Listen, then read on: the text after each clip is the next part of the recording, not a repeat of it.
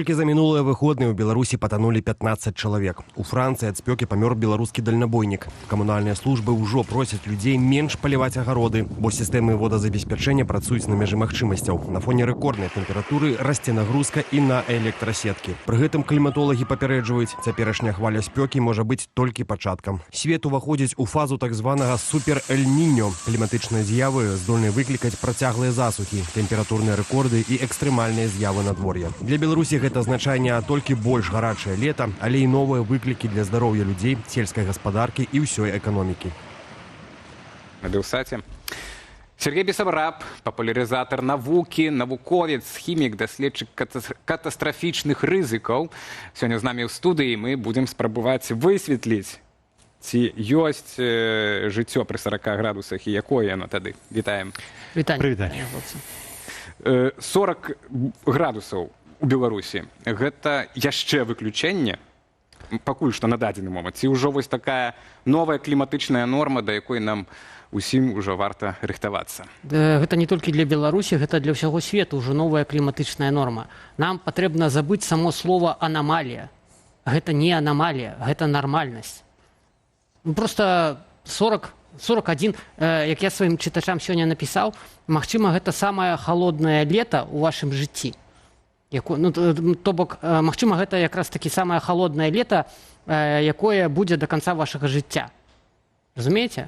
Так, што пасля будзе толькі гарачэй. Толькі гарачэй, так. Менавіта пра гэта. А з чым гэта звязана? Это вось глобальнае пацяпленне, ці вось это супер-эль-ніньо? Бо паглядзеў, супер-эль-ніньо, это складаная з'ява, я тлумачыць не будзем, паралельна хто там пагуліць, што гэта такое. Вось. Але гэтае супер-эль-ніньо, яно толькі гэты год і наступны. Скажем так, супер-эль-ніньо, само эль-ніньо, яно як бы пачало пераключацца яшчэ ў сярэдзіне гэтага года на халоднае цячэнне, ла-ніньо. Таму як бы я б яго агулам не ўспамінаў, не зразумела, чаму медыі так расцягнулі гэта. Гэта ведаеце, як сказаць, якая прычына пагібелі Титаніка, напрыклад, том, што на 3-м паверсе там нехта адчыніў кран і ён затапіў Титанік. Да? Параўноўваць вось эль-ніньо і тая сітуацыя, якая зараз склалася. Асноўная праблема пытання у глобальнай змене клімата. Гэта нават не пацяпленне. Мы жывём зараз у самую халодную эпоху, палеанталагічна, калі глядзець.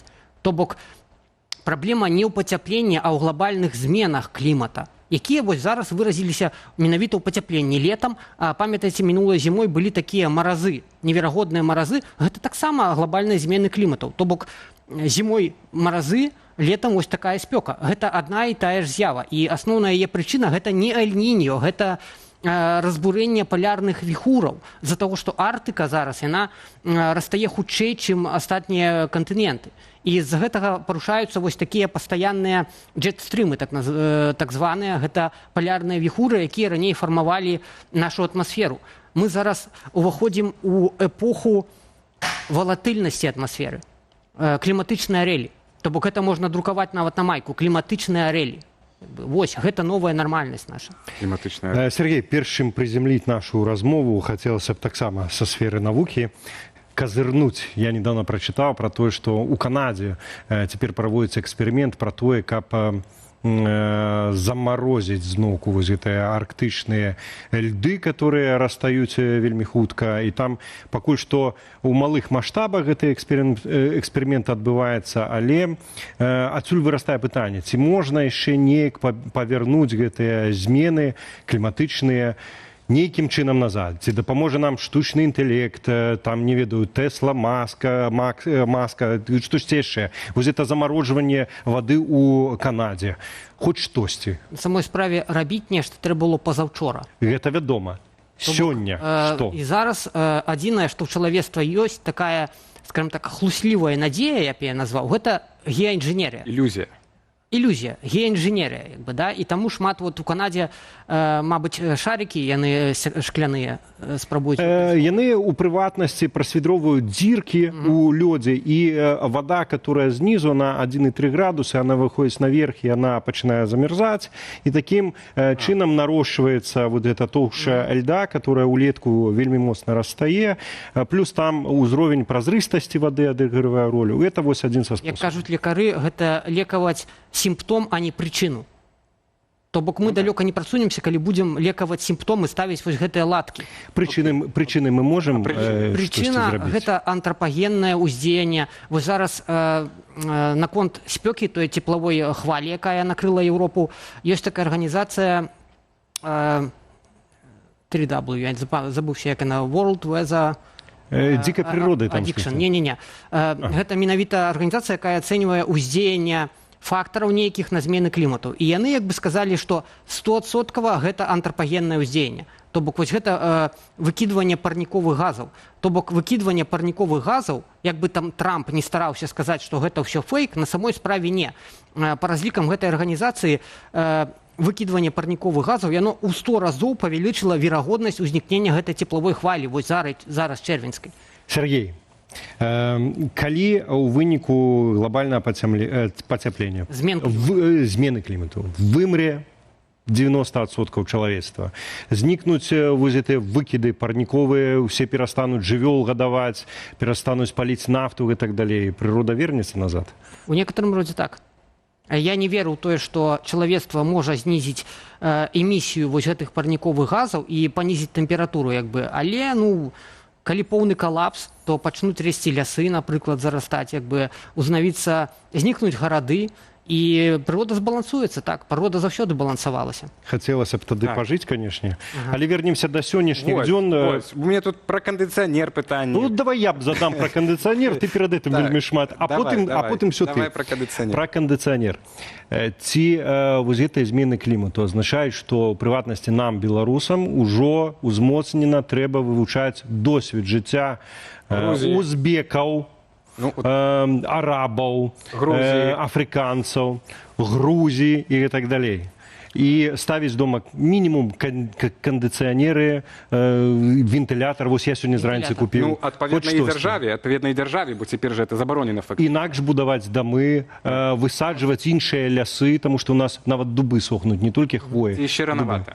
Не, адаптавацца, то бок змяніць клімат, змяніць вось гэтыя рухі тэктанічныя, якія зараз назіраюцца, мы іх не можам. Мы можам толькі да іх адаптавацца. І ў гэтым сэнсе я пісаў нават такі кліматычны маніфест, што патрэбна рабіць у гарадах, каб неяк запаволіць шкоду для людзей звычайных. У гэтым сэнсе Варшава вельмі добры прыклад, таму што высаджваць зялёныя палосы. Так, чашкоўская праграма «Зялёная Варшава» і агулам як бы установка кліматычных вугалкоў так званых у Варшаве, азелянення. Давайте умоўна пра Менскі горадню, то бок больш дрэваў. Там павысякалі ўсё. Агулам патрэбна забараніць вось будаўніцтва гэтых бетонных куратнікаў, якія зараз будуюцца. Калі будуюцца нейкія стаўбы бетонныя, і потым заднім числом недзе там азелянення. Спачатку азелянення, спачатку праектуем, як Альвар Аальто завяшчаў, як бы, будуем зялёныя кварталы, а потым у іх ставім там нейкую забудову. І толькі так, і не адварот. Бок і меншая павінна быць забудова, адпаведна. Нізкаэтажная забудова, так. То бок патрэбна пры будаўніцтве гарадоў забыць пра камерцыйны сэнс, як бы уключаць галаву. Адаптавацца мы можам толькі праз розум, праз навуку. Ёсць рашэнні, ёсць неверагодныя дызайнеры, як бы, вось як той Альта, як бы, Баухаус, як бы, яны шмат удзельнічаюць. Бо я уяўляю нашы мапідаўскія гэтыя сцены. Гэта пачварна. Вот там сапраўды вымруць. Мне здаецца, і не так і страшна. Можна пражыць градус? Мне здаецца, так і не страшна, што туды якраз пераязджаюць чыноўнікі, міліцыянты, вось усе гэтыя слугі рэжыму. Яны апошнія будуць, напэўна. У Польшчы мне вельмі падабаецца прыклад Залесся Гурны. Там папросту лес, і пасярод яго вось дамы, і гэта папросту, мне здаецца, ідэальна. Калі казаць вось пра эту адаптацыю, так, да гэтай новай кліматычнай нашай нормы, рэальнасці, так, кандыцыянеры, без кандыцыянераў нікуды, правильно? Даўно ўжо на бліжнім усходзе. Бо гэта по-любому трэба. Так. Лацінская Амерыка, як бы, там же кандыцыянеры паўсюдна. З іншага боку, кандыцыянер дае кантраст. Дае моцны кантраст, і гэта, калі асабліва малым дзецям, можа пашкодзіць. Таму лепей вентылятар. Просто каб воздух ганяў і выпараў. Тут разумееце, у чым праблема, што у кожнага з нас арганізм мае добрыя тэрмарэгуляцыйныя магчымасці. Вось выпарэнне поту. Пот, напрыклад, выпараецца, як бы. Але калі ў памяшканні высокая вільгаць, гэта па законам фізікі, выпарэнне зніжаецца. То бок пот нас не ахалоджвае. Патрэбна што рабіць? Як бы патрэбна дадаваць нейкі вецер ці поток паветра, каб ён проста паскараў выпарэнне поту. Вось. І Слухаем. вентилятора буде дастаткова. Да нават самого простенького. як бы.